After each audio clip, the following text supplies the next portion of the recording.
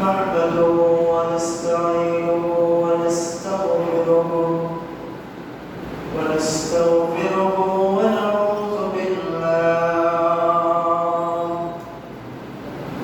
ونعوذ بالله من شرور أنفسنا ومن سيئات أعمالنا من يهده الله فلا مضل له ومن يضلله فلا هادي له ونشهد أن لا إله إلا الله وحده لا شريك له وداعيا إلى الله بإذنه وسراجا منيرا فقد قال الله تعالى في كلامه المجيد والفرقان الحميد أعوذ بالله من الشيطان الرجيم بسم الله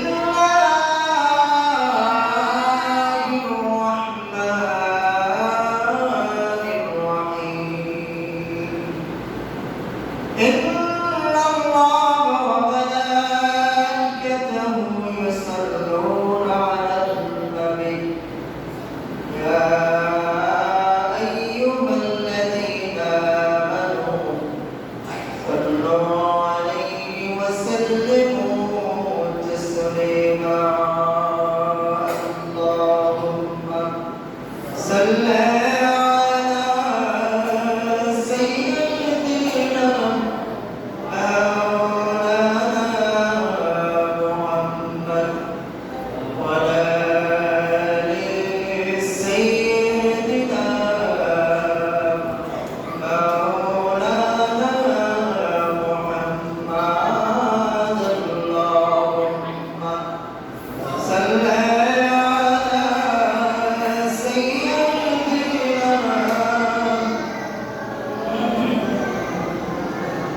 وعلى آل سيدنا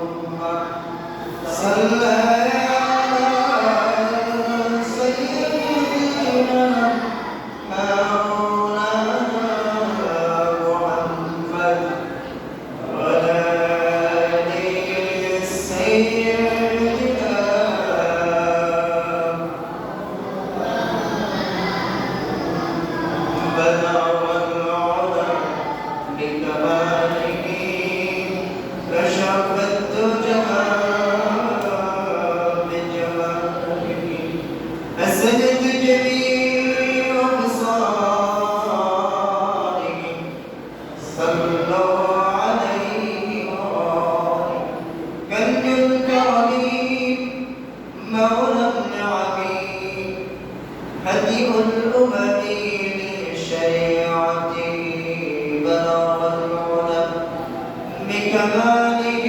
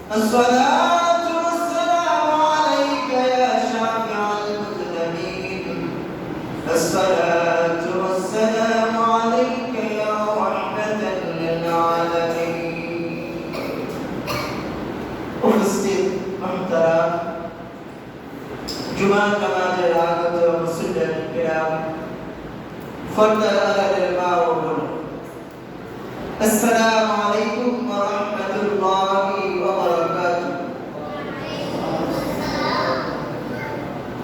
আমরা আল্লাহ পাকের দরবারে শুকরিয়া আদায় করি। মহান আল্লাহ তাআলা আমাদেরকে সুস্থ রেখে, ভালো রেখে আল্লাহর এই জান্নাতের বাগিচায় সাপ্তাহিক গরিবের জন্য আমাদের যে জুমার দিন সবচেয়ে বড় মোবারকপূর্ণ দিন। এই দিনে আল্লাহ তাআলা আমাদেরকে আগে আসার সুযোগ করে দিলেন।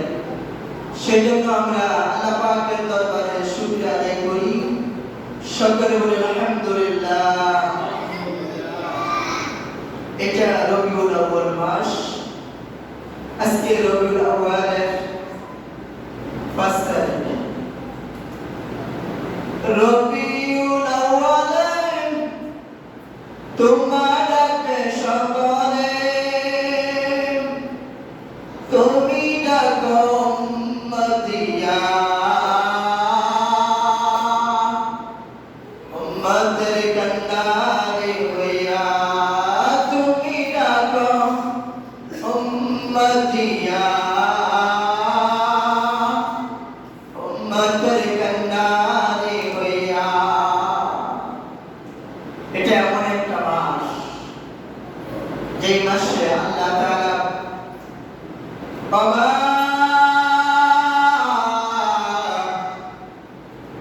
আরসালনাকা ইল্লা রাহমাতাল লিল আলামিন।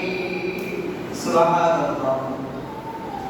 আল্লাহ পাক অনেক নবী পাঠাইছেন দুনিয়াতে। অনেক নবীর ব্যাপারে এই আয়াতটা, এই শব্দটা ব্যবহার করেন যে আমি তোমাদেরকে রহমত হিসেবে দুনিয়াতে পাঠাইছি। আল্লাহ হচ্ছে রহমান আর নবী হচ্ছে রহমত। সুবহানাল্লাহ। এজন্য আমরা রবিউল আউয়াল মাসে উপস্থিত হতে পেরেছি। এই মাসে নবীজি দুনিয়াতে আগমন করেছেন, এই মাসে আগমন করেছেন, এই মাসে আবার ওফাত হয়েছে, বিদায় হয়েছে দুনিয়া থেকে। আগামী শুক্রবার ঈদ মিলাদুন নবী, 12 রবিউল আউয়াল। নবীজির দরবারে দাহিয়া কালবি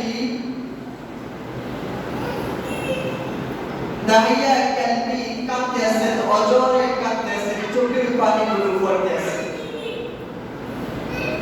নবীজি বললেন, দাহিয়া কালবি, তুমি আমার সামনে আসো। তুমি কেন এমন ভাবে অজরে কাঁদতে আছো? ব্যাপারে তুমি কাঁদো কেন? নবী গো, আমি তো আপনার হাতে রাত্রে কি কলমা পড়ে মুসলমান হয়েছি। আমার জীবন যৌবনের, আমার হায়াতের সমস্ত গুনাহগুলো আল্লাহ তাআলা মাফ করছে কিনা? নবীজি বললেন, দাহিয়া কালবি, তোমার কি কোনো সন্দেহ আছে নাকি? তুমি আমাকে সরাসরি দেখেছো, আমার হাতে হাত রাখছো, আর তুমি শরীর থেকে বেরিয়ে এসে তোমার জবান দিয়ে কলমা পড়েছো। যে ব্যক্তি কলমা পড়ে তার জীবনের গুনাহগুলো আল্লাহ তাআলা সগীরা কবিরা শারীকি বাতিনি ও সমস্ত গুনাহগুলো মাফ করে তাকে নিষ্পাপ করে দেয়।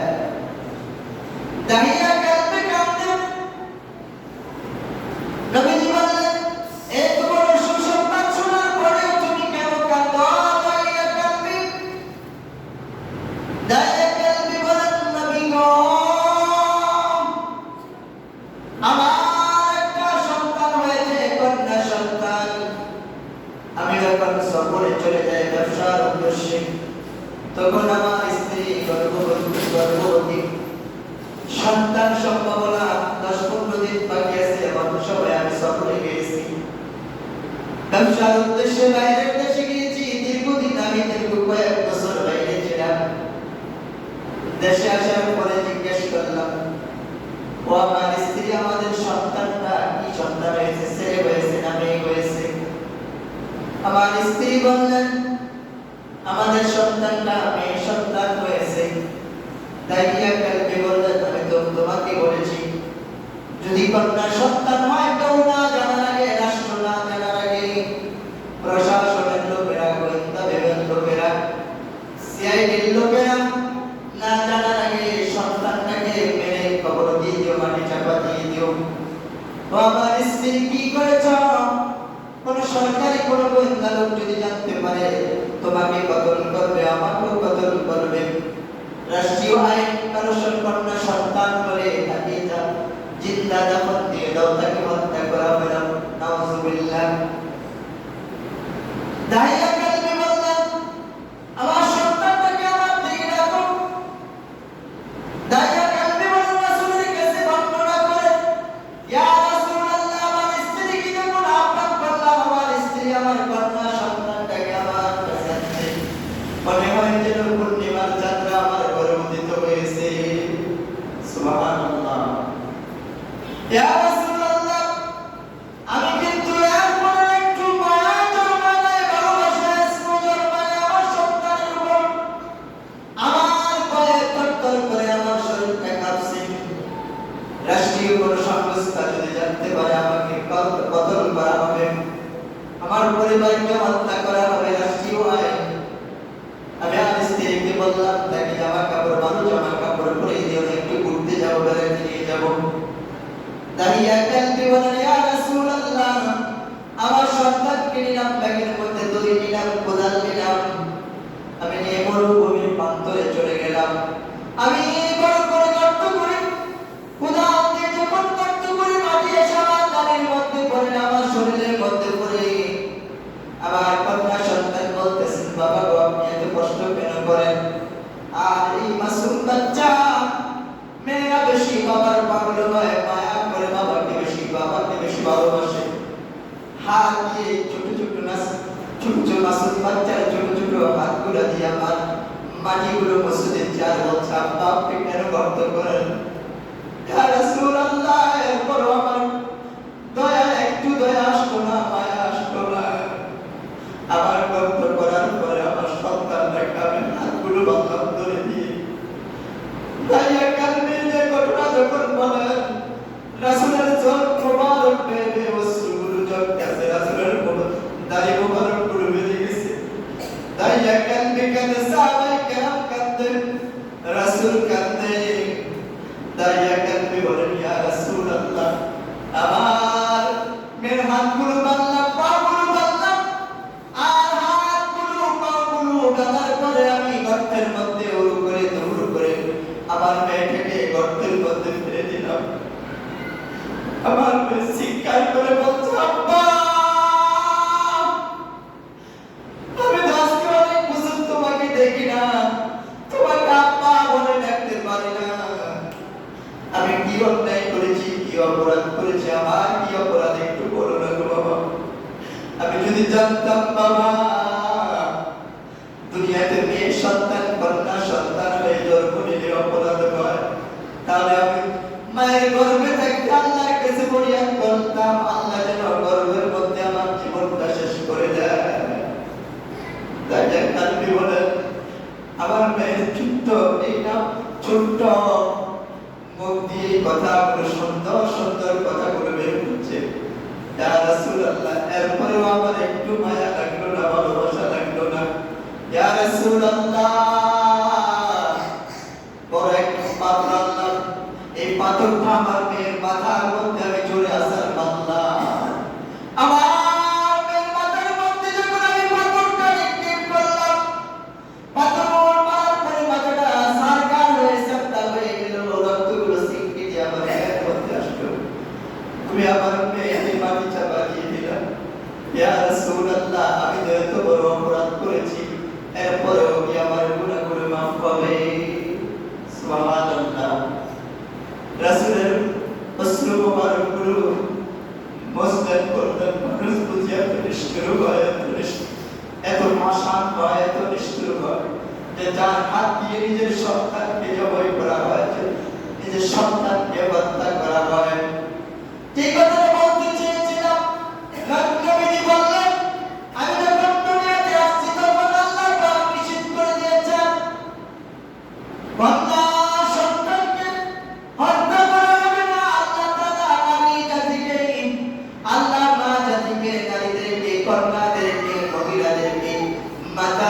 স্থান দিয়েছেন, আর সন্তানের জন্য ফাইলিসে মায়ের জান্নাতের ব্যবস্থা করে দিয়েছেন। সুবহানাল্লাহ।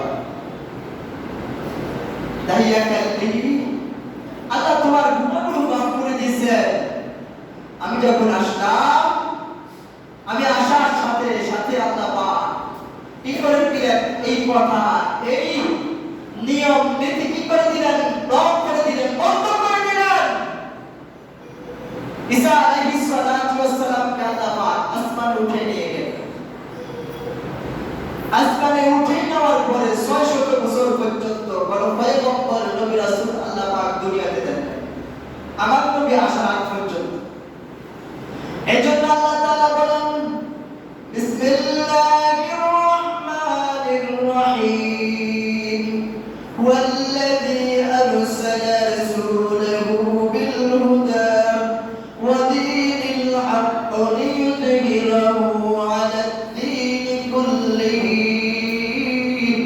ওয়া কাফা বিল্লাহি শাহীদা। ওয়াল্লাযী, আমি মানুষের জন্য, মানুষকে পথ দেখাবার জন্য, কল্যাণের জন্য, মুক্তির জন্য, শান্তির জন্য, আমি মানুষকে বাঁচাবার জন্য পয়গম্বর দুনিয়াতে পাঠাই, আমার রাসূলকে দুনিয়াতে পাঠিয়েছি। সুবহানাল্লাহ। ওয়াল্লাযী আরসালা রাসূলাহু, যেই জন্য মায়ের সামনে, বাবার সামনে সন্তানের ইজ্জত নষ্ট করা হতো, যেই সময়টার মধ্যে ভাই তার বোনের ইজ্জত নষ্ট করা হতো, লজ্জা নষ্ট, ইজ্জত নষ্ট করে ফেলতেন। এই ঘটনা মায়ের ইজ্জত নষ্ট করেছেন, এটা কাগজের মধ্যে লিখে ওই যুগের যিনি শ্রেষ্ঠ কবি ছিলেন, ওই কবি কি করতেন? যারা এই খারাপ কাজগুলো লিখতেন, এই কাগজের মধ্যে লিখে খানায় কাবার গিলাফের মধ্যে লাগাইয়ে রাখতেন। নিজে বড় বড় করত যে আমি এতটা দর্শন করছি। আস্তাগফিরুল্লাহ, নাউজুবিল্লাহ। কে কত গেলেন, কে কত গেলেন, গেলেন মদ খেতে পারতেন, লেখে রাখতো যে আমি আজকে এত গেলেন, এত লিটার মদ পান করছি, লেখে সামরার মধ্যে লেখে খানায় কাবার গিলাফে টাঙিয়ে রাখতেন। ঠিক কতটা মানুষ হত্যা করতেন যে আমি এতটা মানুষ হত্যা করেছি। সামান্য সামান্য ব্যাপার নিয়ে যুদ্ধ লেগে যেতেন। এই যুদ্ধ হাজার হাজার বছর চলত। কার উটকে, কার ঘোড়াকে নিয়ে আগে পানি খাওয়াবে, এই নিয়ে জয়গা লেগে যুদ্ধ লেগে যেতেন। এই মক্কার এই মানুষগুলো এত বর্বরতা ছিলেন, এত অসভ্য ছিলেন, এত নিকৃষ্ট ছিলেন। এই নিকৃষ্ট যুগটাকে বলা হয় আইয়ামে জাহিলিয়াত, অর্থাৎ বর্বরতার যুগ, অসভ্যতার যুগ, যার মধ্যে হায়া ছিল না, মায়া ছিল না, সভ্যতা ছিল না, শিষ্টাচার ছিল না, মানুষের মধ্যে কোনো কিছু রহমত, মায়া, দয়া, ভালোবাসা ছিল না। এই মানুষগুলো দিনে দুপুরে মানুষকে হত্যা করে ফেলতে, দিনে দুপুরে মা বোনের ইজ্জতকে নষ্ট করে ফেলতে। এই যুগটাকে অন্ধকার যুগ বলা হয়। প্রশ্ন আসতে পারে, ওই যুগে কি সূর্য উঠে নাই? সূর্য উঠছে, কিন্তু মানুষগুলো পয়গম্বর নবী রাসূল না আসার কারণে তাদের কাছে কলমার দাওয়াত, সভ্যতার দাওয়াত, শিষ্টাচারের দাওয়াত, নম্রতার দাওয়াত, ভদ্রতার দাওয়াত, আল্লাহর কথা তাদের কাছে না বোঝার কারণে মানুষগুলো হয়ে গেছেন অসভ্য, বড় বড় জানোয়ার হয়ে গেছেন, পশু পাখির মতো। উলাইকা কাল আনআম বাল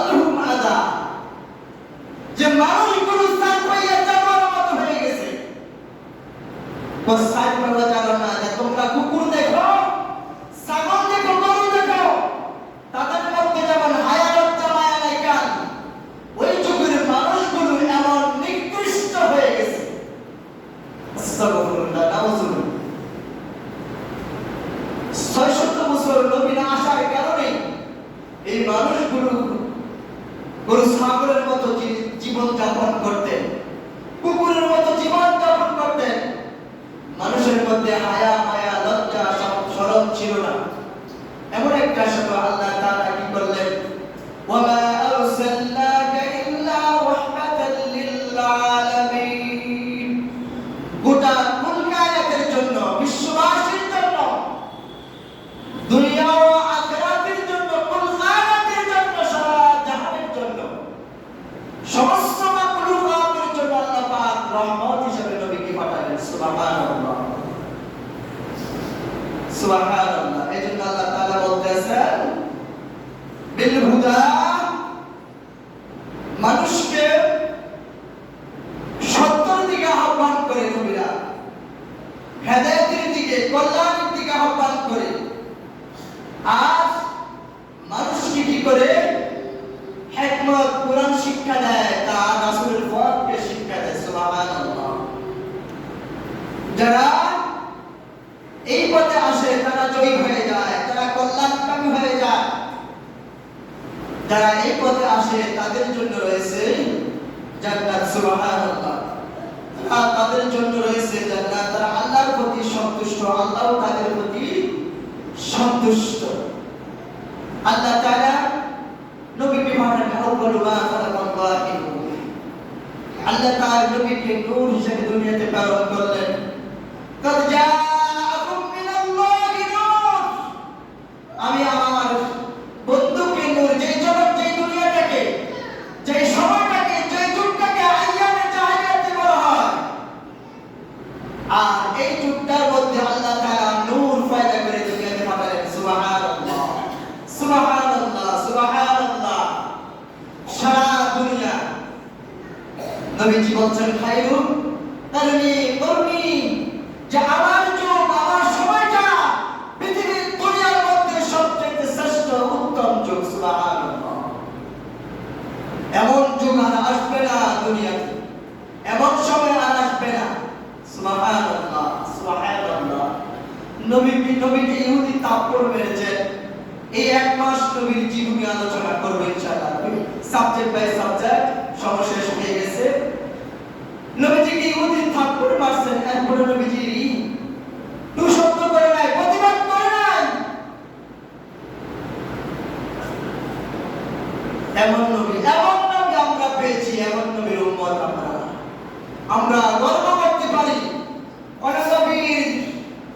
নবীর শাফায়াতের অনুমতি পাবে না, আল্লাহর কাছে অনুমতি পাবে না শাফায়াতে। একমাত্র আমার নবী, আপনার নবী, কুল কায়নাতের নবী, রহমতের নবী শাফায়াত করবে। সুবহানাল্লাহ, সুবহানাল্লাহ। ওয়া আখিরু দাওয়ানা আলহামদুলিল্লাহি রাব্বিল আলামিন। মা আসসালাম। আসসালামু আলাইকুম ওয়া রাহমাতুল্লাহি